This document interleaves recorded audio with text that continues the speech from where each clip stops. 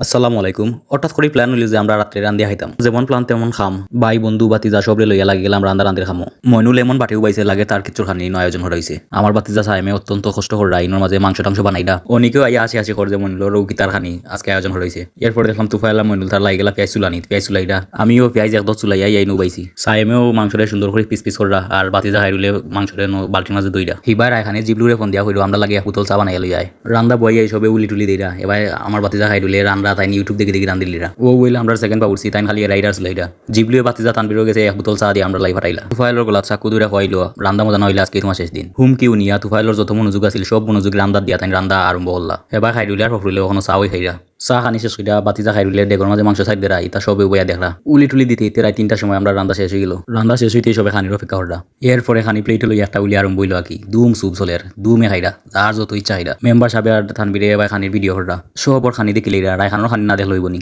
আমি মোবাইলে না দেখাইলাম রায়খানে গেলাম খার ও দেখো নিয়া বড় বল হয়ে গেছে তার বলে এটা প্লেটের বাতি হইতো নাই রান্দা মজা ভাইয়া হলেই দুম খাইরা মাশাআল্লাহ বাতিজা খাইরুলে আর তুফাইলে খুব ভালো রাঁধছেন আজকের ভিডিও তো হানই thanks for watching follow for more